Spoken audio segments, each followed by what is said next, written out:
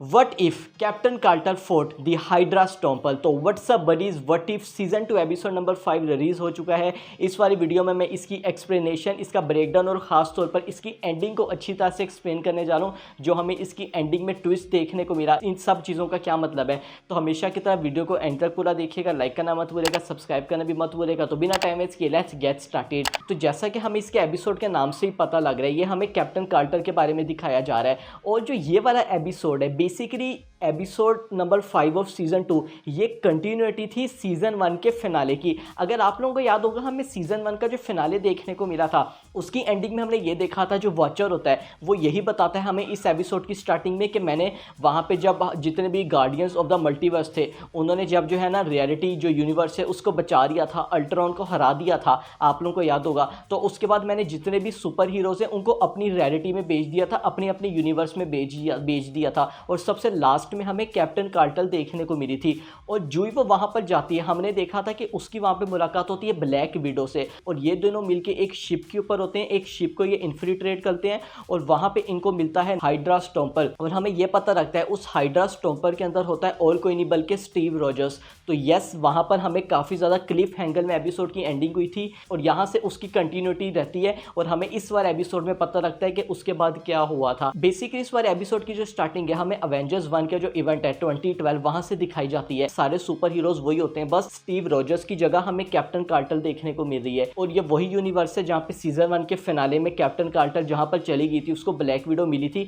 ये वही वाली यूनिवर्स है, मगर थोड़ा सा पहले का हमें टाइम दिखाया जा रहा है। और कैसे ये दोनों मिलके जो लोकी होता है उसको हरा देते हैं और चतोरी आर्मी को भी हरा देते हैं। इसके बाद ये दोनों जाते हैं उसी वाले शिप में। तो बेसिकली यहां से स्टार्ट होती है सीजन 1 के एपिसोड के फिनाले की कंटिन्यूटी। हम इन दोनों को देखते हैं, ये दोनों एक शिप के ऊपर होते हैं जो कि कार्गो शिप होता है, और इनको वहां पर मिलता है और कोई नहीं बल्कि हाइड्रा स्टॉम्पर। और वहां पे जो ब्लैक विडो वो यही बताती है कि इसके अंदर है none other than Steve Rogers. और हम उसके बाद देखते हैं वो जो हाइड्रा स्टॉम्पर होता है वो वहां से जो कहते हैं ना काफ़ी ज़्यादा डिस्ट्रक्टिव वे में रिलीज होता है और इन दोनों पे हमला करता है और काफ़ी ज़्यादा डिस्ट्रॉय भी वहां पे कर देता है चीज़ों को। और जो वो वहां पर अपना कवर उतारता है फेस का, हमें स्टीव रॉजर्स भी देखने को मिलता है जो कि वर्ल्ड वॉर 2 वाला स्टीव रॉजर्स होता है। हमें उसकी बियर्ड भी देखने को मिलती है और वहीं से इनको पता लग जाता है कि यस, ये वाली बात सही है, इसके पीछे स्टीव रॉजर्स ही है। और उसके बाद ये दोनों निक फ्यूरी के पास जाते हैं और यहाँ से हमें सारी चीज़ें पता लगती हैं। बेसिकली निक फ्यूरी उसको ये बताता है कि एक वर्ल्ड वॉर 2 के बाद स्टीव रॉजर्स और बकी बार्न्स, इन दोनों ने ये किया था, मैं इस वाली यूनिवर्स की बात करूँ जो हमें दिखाई जा रही है,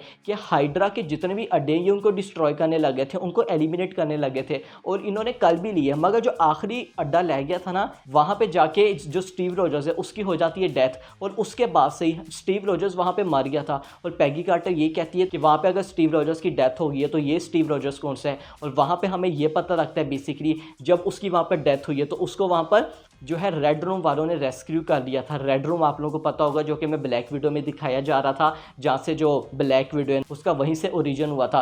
और हमें यहाँ पर ये पता लगता है कि कैसे जो रेड रूम है वही उसको कंट्रोल कर रहा है, उसको वहाँ पर कंट्रोल कर रहा है, उससे वहाँ पे अपने फायदे के लिए ये सब चीज़ें करवा रहा है। तो बेसिकली हमें यहाँ पर ये वाला एपिसोड जो है ये captain America the winter soldier की थीम में दिखाया जा रहा है। कैप्टन अमेरिका विंटर सोल्जर में हमने ये देखा था कि जो बकी होता है उसका हमें पता लगता है कि कैसे उसका माइंड को कंट्रोल किया जा रहा है। और इस वाले एपिसोड में, या मैं बल्कि बोलूँ इस वाले यूनिवर्स में, ये जो सब कुछ है ये यहाँ पर बकी के साथ नहीं बल्कि स्टीव रॉजर्स यानी कि हमारे कैप्टन अमेरिका स्टीव रॉजर्स के साथ हो रहा है। उसके बाद हम ये देख रहे हैं, हमें वहाँ पर बकी भी देखने को मिलता है। और इस वाली यूनिवर्स में जो बकी होता है ये यहाँ पर सेक्रेटरी ऑफ स्टेट बना हुआ होता है और वहाँ उनको यही बताते हैं कि तुम्हारी जान को खतरा है। और हम उसके बाद देखते हैं कैसे जो हाइड्रा स्टॉम्पर है वो आके अटैक करते हैं, मगर जो हमारी पैगी कार्टर होती है वो जो है ना बचा रही होती है स्टीव रॉजर्स को एक तरह से, मतलब बचाने से मुराद वो कहती है कि नहीं, इसके अंदर मुझे लगता है कि स्टीव रॉजर्स ही होगा, उसके माइंड को कंट्रोल किया जा रहा है। और हम देखते हैं कैसे जो हमारी पैगी कार्टर होती है और जो ब्लैक विडो होते हैं ये दोनों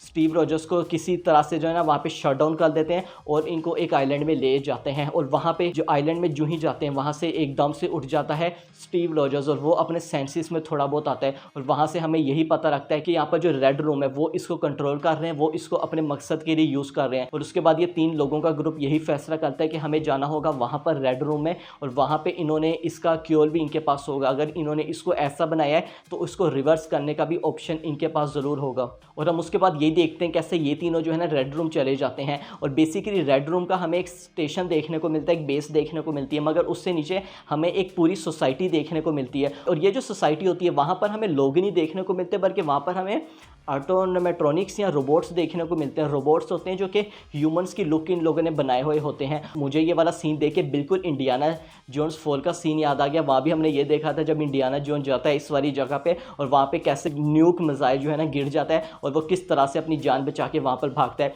और बेसिक अगर आप लोग भी सोच लें कि ये इन्होंने ऐसा बनाया क्यों है, तो ये वहाँ पर इसलिए बनाया जाता है, और ये रेड रूम के नीचे भी इसलिए बना है ताकि लोगों को पता ना लगे हम यहाँ पर क्या कर रहे हैं। लोग जब यहाँ पे आए वो यही समझें कि अच्छा ये तो सोसाइटी है, लोग इसको दूर से देख के जाए उनको लोग ही लगेंगे अच्छा यार ये तो एक नॉर्मल सी सोसाइटी है, लोग यहाँ पर हंसी खुशी रह रहे हैं। मगर behind the closed door, behind पीछे रियलिटी में यहाँ पर रेड रूम है जहाँ पे जो है ना ऐसी इलीगल एक्टिविटीज़ हो रही हैं। ये बेसिकली मकसद होता है इस सोसाइटी को बनाने का। और हम उसके बाद देखते हैं कैसे ये तीनों जब वहाँ पर जाते हैं, हमें वहाँ पर एक काफ़ी ज़्यादा बिटवीन स्टीव रॉजर्स और पैगी कार्टर, और ये जो इनकी कन्वर्सेशन थी मुझे लिटरली अवेंजर्स एंड गेम का जो हमें एंडिंग देखने को मिली थी, जहाँ पर जो स्टीव रॉजर्स और पैगी कार्टर होती है वो दोनों एक साथ दोबारा से मिल गए होते हैं। जब स्टीव रॉजर्स पास्ट में जाता है स्टोन्स को रिटर्न करने के लिए, मुझे उस सीन की काफ़ी ज़्यादा याद आ गई। और हम उसके बाद देखते हैं हमें वही रोबोट्स देखने को मिलते हैं जो उन पे अटैक करते हैं और उन तीनों को भी होश कर देते हैं। और हमें वहाँ पर देखने को मिलती है मेलिना वोस्टकोटोव, और ये जो कैरेक्टर है ये आप लोगों को पता होगा ब्लैक विडो नताशा रोमानोफ की मदर है। हमें ब्लैक विडो की मूवी में भी देखने को मिली थी,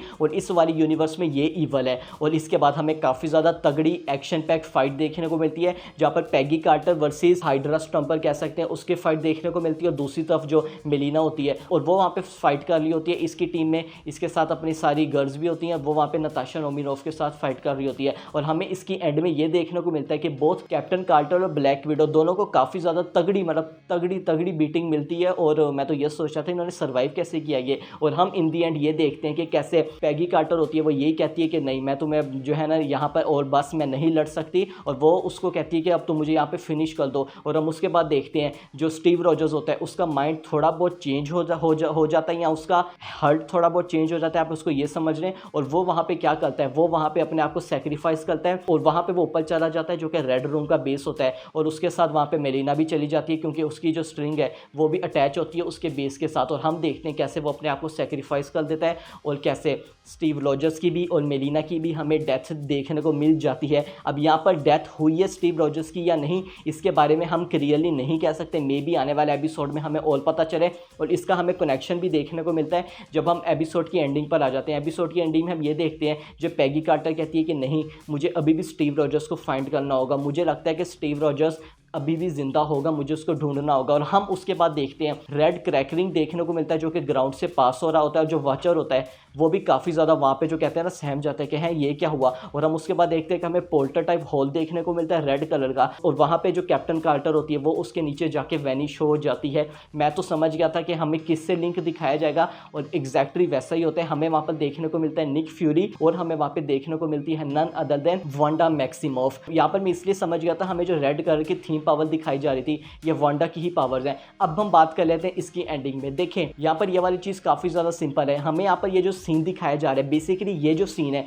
ये यहाँ पर है ईयर 1602 का टाइम, और हमें ये यूनिवर्स भी वही दिखाई जा रही है। इसका ये मतलब है जो कैप्टन कार्टर अब यहाँ पर आई है ये एक दूसरी यूनिवर्स है, और ये जो टाइम है ये यहाँ पर 1602 का इसलिए ये हमें एलिजाबेथ एरा दिखाया जा रहा है जो कि आप लोगों को पता होगा कि यूनाइटेड किंगडम में पहले हुआ करता था। ये हमें यहाँ पर दिखाया जा रहा है। आप इनके जो कस्ट्यूम होता है उससे भी ये वाली चीज़ देख सकते हैं। और उसके बाद हम देखते हैं ये वाला एपिसोड एंड हो जाता है, तो क्लियरली हमें इसकी जो एंडिंग है ये वाला जो सीन है इससे इन लोगों ने नेक्स्ट एपिसोड को इस्टेब्लिश कर दिया है या आने वाले एपिसोड को इस्टेब्लिश कर दिया है। तो बस ओवरऑल एपिसोड में हमें ये देखने को मिला। पर्सनली मैंने इस वाले एपिसोड को भी काफ़ी ज़्यादा इंजॉय किया। और व्हाट इफ की अगेन मैं जैसा कि आप लोगों को बोल रहा हूँ मुझे यही अच्छी बात लग रही है कि यहाँ पर जो है ना ये वही दिखाना चाह रहे होते हैं जो कि फैंस एक्सपेक्ट करते हैं।